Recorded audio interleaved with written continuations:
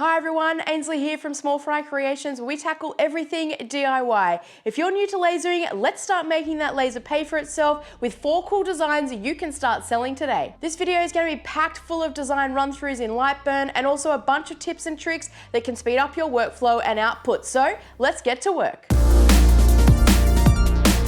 Today's projects are going to be themed Christmas because that's when you've got the most amount of people looking to spend. But most of these projects could be used for just about any event on the calendar. The first thing we need to look at is what you're going to need. The first thing you're going to need might sound obvious, but you're going to need a laser. A CO2 or a diode machine will get all of these projects done. We are cutting and engraving, so in terms of power, you're probably going to want something that's at least 10 watt. This is my workbench that doubles as my laser enclosure, which is one of my recent builds. I'll link it above if you want to check it out. And inside here, I am running the Sculpin S30 Pro Max with a 20 watt head on it. In terms of materials for these projects, you're only going to need 2. The first one, we're going to need a bunch of 3mm plywood. I picked mine up from Bunnings, but you can also purchase it online. The second material you're going to need for just one of the projects is this cork matting. I picked this up from Amazon, but you can also pick it up from your local craft store. Now with your materials out of the way, let's get designing. Design number 1 is going to be a table place name card. It's a very simple design to do in Lightburn, and it's an elegant design, so you can roll it out to just about any event that your client has coming up. So let's dive into Lightburn and have a look at how you can design one. As we dive into Lightburn here, let's firstly take a look at the interface for everybody that is extremely new to Lightburn. Down the left-hand side here, you've got all of your design tools, and across the top, you have all of your alignment tools.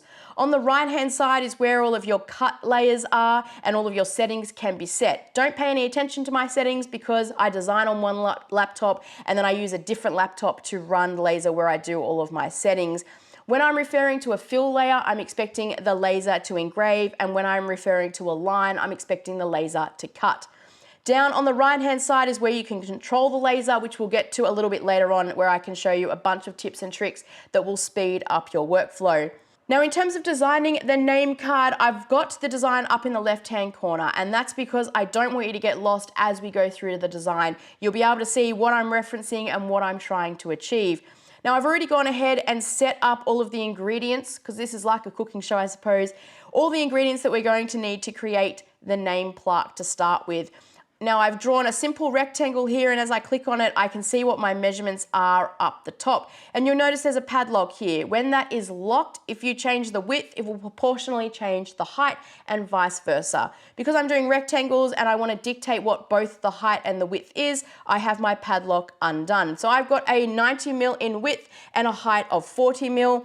And I then also drawn some rectangles which are going to be my tabs. They are 5mm in height, and the material thickness, which is 3mm, I always go a little hair over the thickness just so that I get a really nice fit when we actually get to lasering.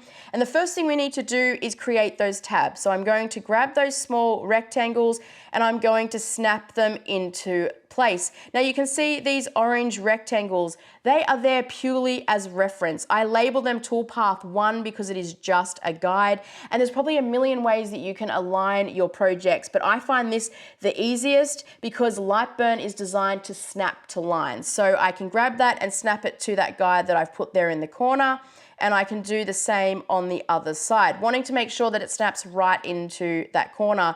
Now that I've used my guide, I can go ahead and delete them. And then it is simple as highlighting all of those shapes there. And on the left-hand side is where your different welding tools are. I've only got one option, so it's very easy. I can select the top, and when I hit that button, that bottom line disappears, and I've now created the tabs.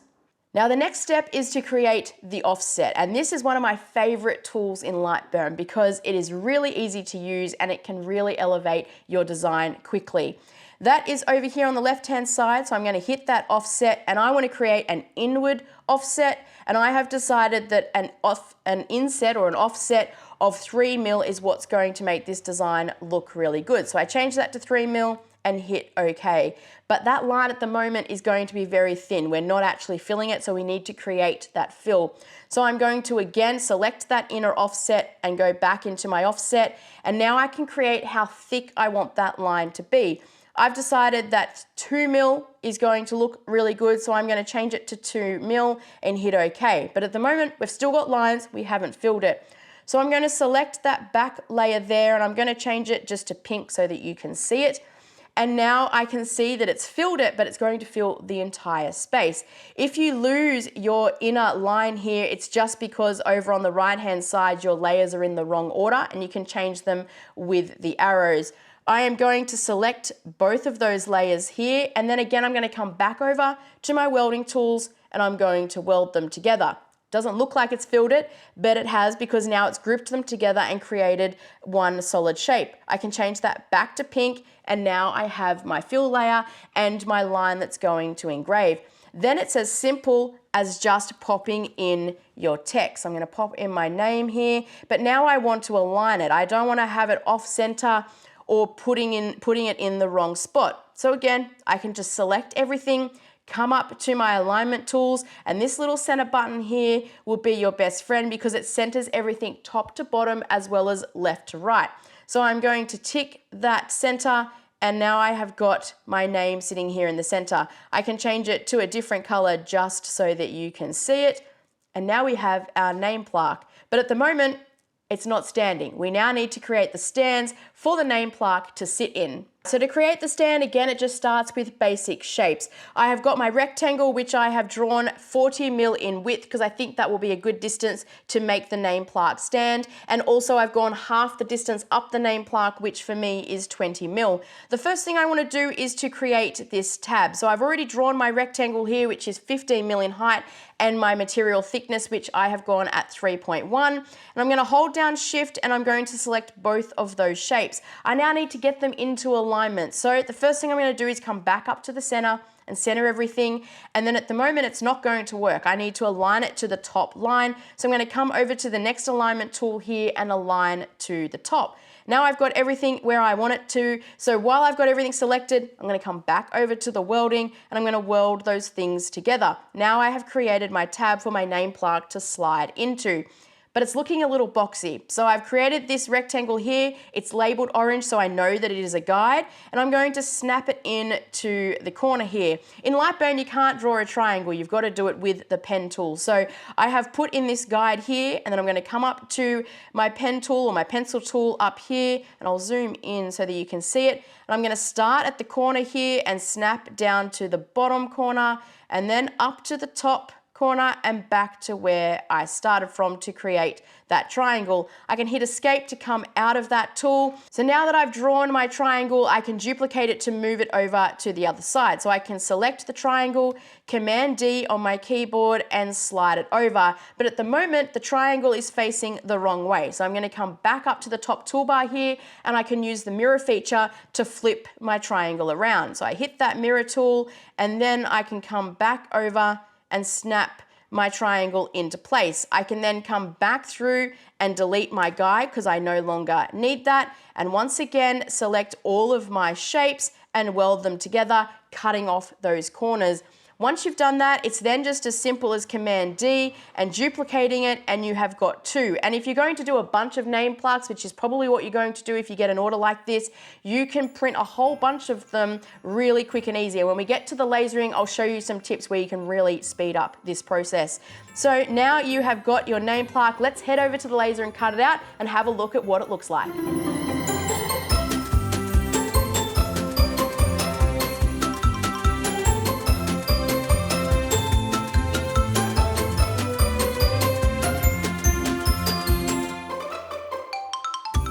The second design is a coaster, and it's a cool one because it's got the person's name on it, and you can change the theming and the graphics to make it for whatever event that the client has got coming up. And this is a good alternative to the name place card that we did in the last design because it can tell them where to sit, but often clients are looking for something that they can use for the event and that the guests can take away at the end, and this is a really great option. Let's dive into Lightburn and have a look at how you can design it. So as we jump into Lightburn here, you can see that I have got the design already done at the top for your reference. And this is going to be a couple of layers. This is my base layer here, which is just a really simple circle, which I've already drawn at 105 mil in diameter. And the next thing we need to create is the ring that is going to go up the top. And then in the middle, we're going to have the cork. So to create that ring, the first thing we need to do is duplicate that base layer. So I'm just going to Command D on that circle and create this base layer. Move my text out of the way.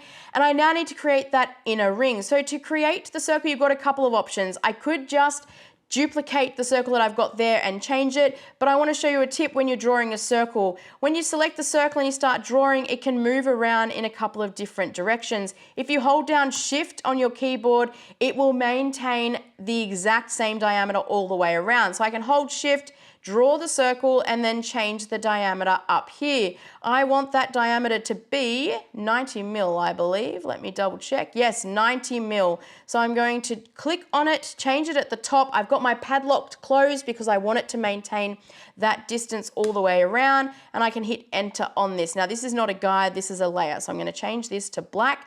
Now I want to get these guys centered to each other. So it's just as simple as selecting both of the shapes and hitting center, and now I've got them centered to each other. Now this is where the trick is and where you can really expand your skills. We want to create this text on a curve around the coaster. This is a little bit of trial and error. I've already done this off camera so that we don't waste a lot of time. But what we need to do is draw a circle that is the diameter that fits in the middle of these two circles. So for me, it was 97.5. And now what I need to do is change my text. Now I've already created my text, and the trick here is you want your text to be the right height to fit in that area. So you just need to play around with it, because as soon as you've applied the text to a path, which we're about to do, you can't change it. So I want to make sure that I've got it. I've changed it so that my height of my text is 8. And now all I need to do is select my text and select my circle, right click, and apply the path to the text. Now all of a sudden it jumps and follows that curve, and I can rotate it around. But if I rotate it to the bottom, it's currently the wrong way up. So, well, I suppose it could not be the wrong way up, depending on how you look at it. But for us, where it is, it currently is. So I'm going to come up to my mirroring tool, and I'm going to hit the mirror, and then you can change, it flips the text around, and now it's right. But I want to make sure that it is center. So what I do is I create these lines so that I can put them bang in the center of the circle. So I'm going to come up and get my pencil tool up here, and I'm going to draw a line. Now what you need to be careful of when you're drawing a line is you just need to click once and then drag out. If you click and hold, it's expecting you to want to do a curve. So I'm just going to click once and drag it out. And again, I'm going to hold Shift so that it will snap straight to the line. And then I can click again to stop it. Now that I've still got this line here, just hit Escape. You'll exit the pen tool. Now I am going to change that to a guide. So I'm going to change it to my T1. And I'm going to Command D to duplicate it. And then I'm just going to come up to my rotate here and rotate it 90 degrees. I can then once again select both of those, hit on center, and now it is bang on center. And I can select that with these other circles and again center it. And now I know I've got some center marks, which will be helpful as I align my holly on either side. Now that I've got my Merry Christmas, I can bring this over and I can select it all, and we can once again center it so that it's right there, and I can zoom in to make sure that I've got it top to bottom where I want it. On the Mac, if you hold Command and you're moving your arrows up and down, it will move much smaller amounts than if you just start hitting up and down, but I don't mind that there. And now I need to draw another circle, or I can just Command D and duplicate this one for my Ainsley that needs to be applied to the path. So I'm once again going to select both of those circles, right click and apply path to text. And then I can rotate it around towards the top of the circle. I can mirror it so that it's facing the right way. And once again, I can select everything on here, center it all, and now we're looking good. Now for the holly, all I do is just drag it, and because I've got those center lines, I can zoom in here and get this where I want it in the center. Got that first go, that's just lucky. Put it over here. Now I'm gonna mirror this one because I want it to face in towards the coaster. So I'm happy with where that is on the center. So now we've created that ring on the coaster. The next thing we need to do is to create the circle, which is going to be for the cork. Now that is really easy because we're just going to select that inner circle, duplicate it, drag it over here to the left-hand side. I'm going to color it red just so that you can see it. And I know when I get to my lasering part, I know it's a different layer because it's a different material. And all I do is bring it in by 1 mil. That just means that it's got a little bit of breathing room when it sits down in that circle. So I change that to 89 and hit enter. And then it's just as simple as putting in your name, getting it to the right size of where you want it. And then you can once again select them all, center it, and now we are ready to head over to the laser and cut the design. So let's go over and cut the design and then we can take a look at it.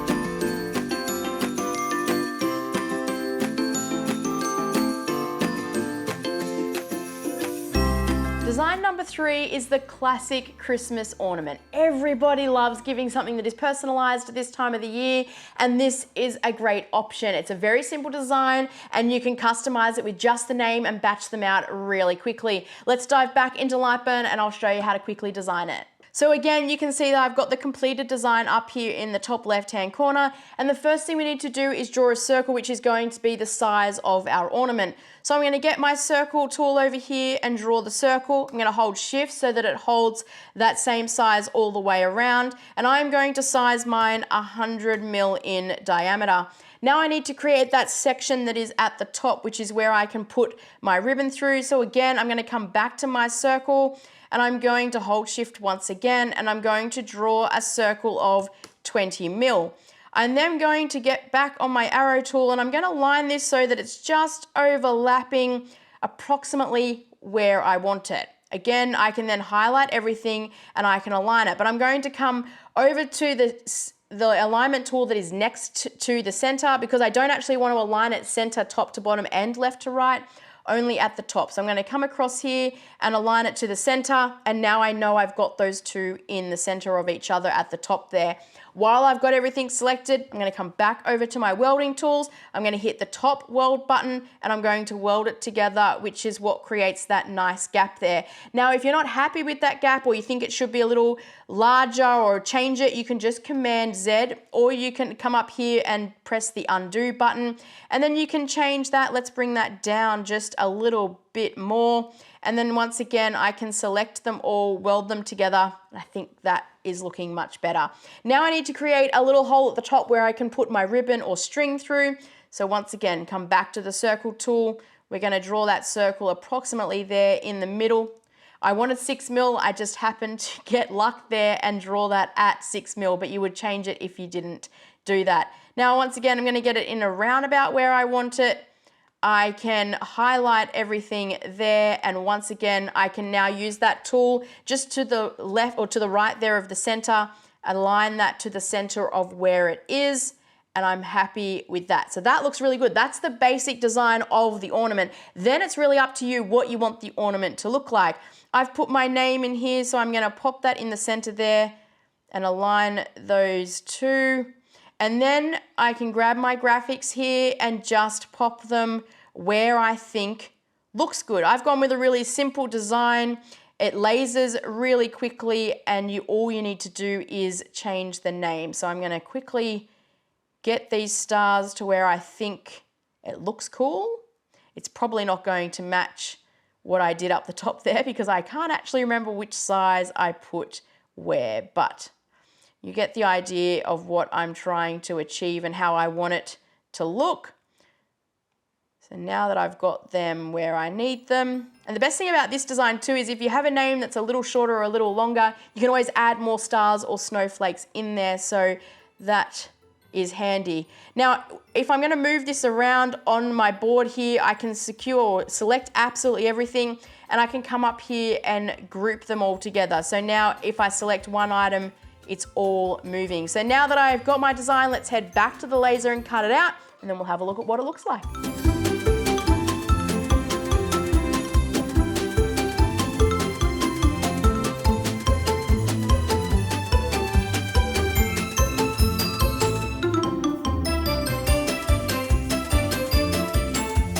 The fourth and final design design are these really simple tags for presents. When people are buying presents at this time of the year, I find they are looking for something that sets their present apart from everybody else's when it comes to wrapping. And this is a really great option because you can batch them out. They're not personalized, so you can sell a whole bunch of them. And it's really quick and easy because once you design it, it is then just rinse and repeat on the laser. So let's dive into Lightburn. I'm going to show you how you can design two really quickly. So once again, you can see I have the design at the top here all finished, but we're going to piece them all together. I've already gone ahead and on this rectangle one here, I've drawn my rectangle and I've also put in my guide here so that we can take off those corners. I'm going to zoom in and that's the first thing we're going to do. So I'm going to come up to my pen or pencil tool and snap to the corners like we did in design number 1 and make that triangle.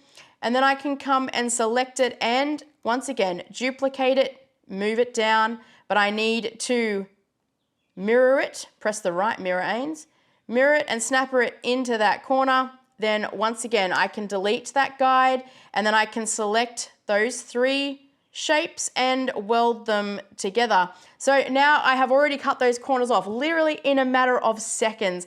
I've already got my circle here. I've gone with a 6mm circle, just makes it easier to put the cord through or the string. And you'll notice here that I've got my snowflake as a black line. And that's because to make this a little bit different, instead of engraving the snowflake on it, we're actually going to cut it out. It's a really cool design and I really like it. But I find these corners are just a little bit sharp. So what I want to do is select my shape here and then I can come over to my radius tool here.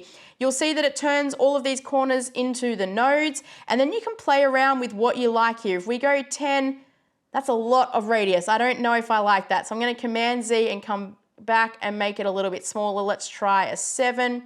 It's still a little bit much for me. I'm going to come down. All we're trying to do is knock off that edge.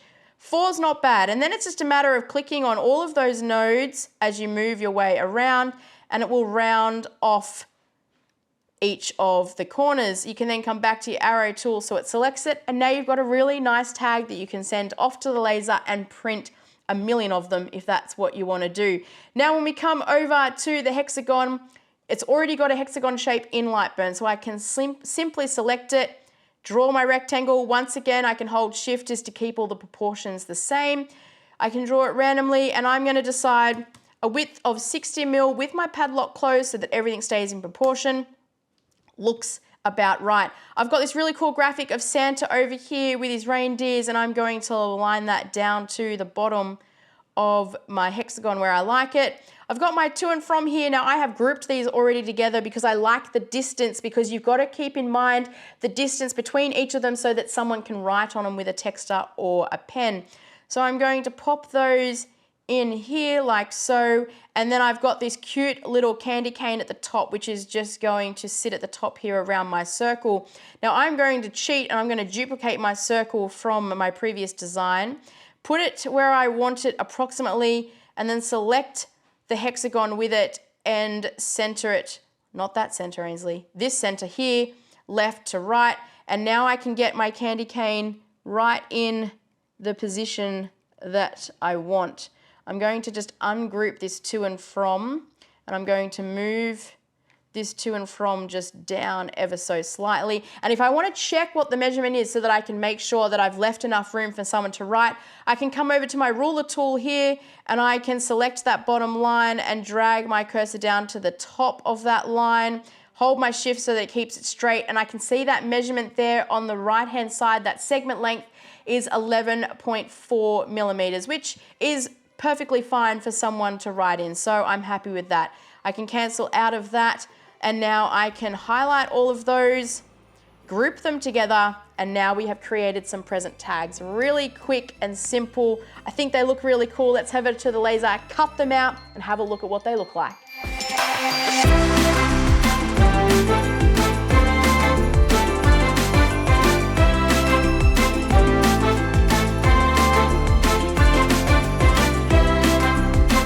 Now that I've shown you some great projects that you can start lasering and selling today, let's have a look at some tips and tricks that can speed up your workflow and increase your efficiency. For our tips and tricks, we're going to be using my table name card design as our example. This would resemble a classic order that you might get. I've put in a bunch of names in here as well as all the stands that we need in order for our name place cards to stand up. And the first thing you want to do when you're in Lightburn is set your settings that the laser is going to run at. Now you want to run tests. Every laser is going to be different. The power could be different. The material that you're using could be different. You might want a darker engrave than what I have got. So you want to run those tests and then set your settings up here. Once you've set those settings, then you want to come over here to the preview window, which is up here in the top toolbar. And this is going to show what the laser is going to do. You can see in what order it's going to do, but most importantly, you can also see how long the laser is going to take to complete the project. As it stands, before we make any changes to our settings, this project is going to take me 1 hour and 20 minutes. This is really handy. If you're quoting for a job and you want to know how long the laser is going to run for, this is a really handy tool. You can also see whether or not you've made any mistakes, if you put things in the wrong order, a whole bunch of stuff. Before you press start on that laser every single time, I strongly recommend that you come in here and have a quick look at the preview to see whether or not you need to make any changes before you start burning into that expensive plywood. Now that we have our baseline at 1 hour and 20 minutes, let's see if we can make it quicker. Before we jump into making our project run faster, there's an important tip and trick I want to pass on, and that has to do with checking what order your cuts and layers are in. In my opinion, you want to run all of your engraved layers first and then your cut layers. And the reason for that is if you've got plywood that's a little wonky or MDF, what can happen is if you cut it out first, it can drop down below the main piece of the plywood or MDF, and it can either A, knock the laser out of focus, or your material might shift around and then all of a sudden your engrave is not where you want it in relation to your cut. So I always suggest that you run the engraved layers first and then your cuts. Now to check that you have the engraved, you can either pick it up in the preview like we just ran through, because you'll be able to see what the laser is doing first versus second, but you can also see it over here in your cuts and layers panel. So at the moment I have got this in the wrong order. I'm running a line before I'm running the fill. So to make the change, you can either just grab the layer and drag it to where you want it, or you can use these arrows on the right hand side to shift them around to get them in the right order. This is really important because you don't want to be ruining your material, especially if you're on a client job. You don't want to burn through any of the profit that you've got. So you always want to go through and check those layers to make sure they're in the right order. But now that we've got them in the right order, let's have a look at how we can make this project a little bit faster. Before we move to what I think is the golden tip to really speed up your workflow, let's have a chat about a couple of different settings you can change when it comes to filling or engraving your projects. As we jump into Lightburn here, we can come into our fill layer, and if we double click on it, it's going to bring up a box with a couple of different settings. The first thing I want to draw your focus to is the overscanning. And what overscanning means is the laser is going to move a certain percentage past the last point that it was on. By default, that is set to 2.5%. With your testing, one of the things you want to run is by turning off that overscan or reducing it. Depending on your laser, you might be able to get away and the project by reducing it or turning it off altogether. If we switch it off and we come back out and go into our preview, you can see we're now down to 1 hour and 18 minutes. And I know you're thinking it's only 2 minutes saved, but those 2 minutes can really start to mount and add as you are doing larger and larger projects. But I think I can do better. As you can see here, all the red is where the laser is going to move. So at the moment, the laser is moving all the way to the right, turning on and off every time it needs to, moving to the next line and coming all the way back to the left. But if I jump back out of my preview, go back into my settings here and over to advanced, I've got this flood fill option. Now, if I turn that on, what the difference is if I jump back into the preview here and we can zoom in, if we take Rach, for example, now what the laser is going to do is fill all of the R before it moves to the A and does all of the A. So the laser is no longer moving left to right, it's saving that time, all of that movement. We're now filling those components.